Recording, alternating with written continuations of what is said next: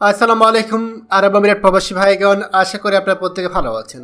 আমিরাত সরকার ভিসা নিয়ে হার্ড লাইনে অনৈতিক কাজে বাংলাদেশিরা জড়িত থাকা চিরতরে বন্ধ হতে পারে ভিসা। চলুন খবরে বিস্তারিত জেনে নেওয়া যাক। দুবাই ও পুরো সংযুক্ত আরব আমিরাতে বাংলাদেশি প্রবাসীদের জন্য পরিস্থিতি দিন দিন জটিল হয়ে উঠেছে। অনেকেই বলছে ভিসা পাওয়া যেন এক স্বপ্নের মতো।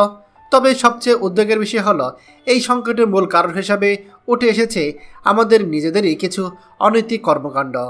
আপনারা স্ক্রিনে লক্ষ্য করুন, দেখতে পাচ্ছেন এখানে একজন ভাই তিনি পোস্ট করেছে, ইল্লিগাল কাজ আছে, মাসে 5 থেকে 6,000 দিরহাম ইনকাম, কেউ করতে চাইলে ইনবক্সে আসেন।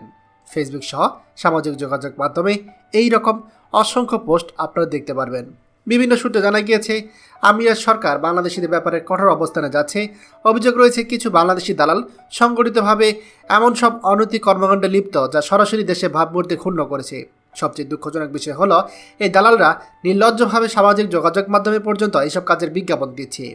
এখন প্রশ্ন হচ্ছে, তারা কি মনে করে যে এই সব বাংলা ভাষাতে লিখলেই ধরা পড়বে না? তারা কি দেখতে পারবে না? বাস্তবতা হচ্ছে আমিরাত সরকারের কাছে শক্তিশালী আইটি টিম রয়েছে। তারা প্রত্যেকটি পোস্ট, প্রতিটি কার্যকলাপ নিবিড়ভাবে পর্যবেক্ষণ করে। তাই দালালরা যতই লুকানোর চেষ্টা করুক, আসল সত্য একসময় বের হয়ে যাচ্ছে। বিশ্লেষকরা বলছে, যদি এই প্রবণতা বন্ধ না হয় তাহলে একদিন আমিরাত ভিসা আমাদের জন্য একেবারেই বন্ধ হয়ে যাবে। স্বপ্নের দেশ আমিরাত তখন আর স্বপ্ন নয়, হয়ে দাঁড়াবে দুঃস্বপ্ন। বাংলাদেশি প্রবাসীদের দাবি, এখনও যদি দালালদের কার্যকলাপের বিরুদ্ধে সবাই একসাথে দাঁড়াতে না পারে তাহলে ভবিষ্যতে ভিসার দরজা সম্পূর্ণরূপে বন্ধ হয়ে যাবে। এর ফলে লাখো মানুষ কর্মসংস্থান হারাবে, পরিবারগুলো অর্থনৈতিকভাবে ধ্বংস হয়ে পড়বে। আমিরাতে বাংলাদেশিদের জন্য ভিসা বন্ধ আছে, এটা আমরা প্রত্যেকে জানি। আর এই ভিসা চালু করার জন্য আমাদের সরকারের পক্ষ থেকে প্রচুর পরিমাণে চেষ্টা চালানো হচ্ছে।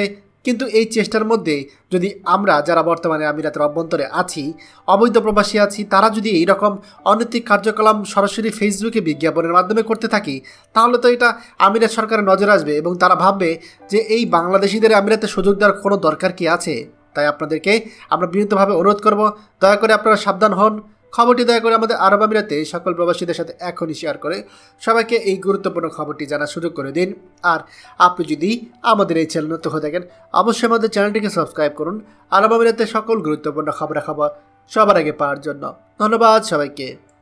আমাদের সকল ভিডিও আপডেট সবার আগে পেতে আমাদেরকে সাবস্ক্রাইব করুন।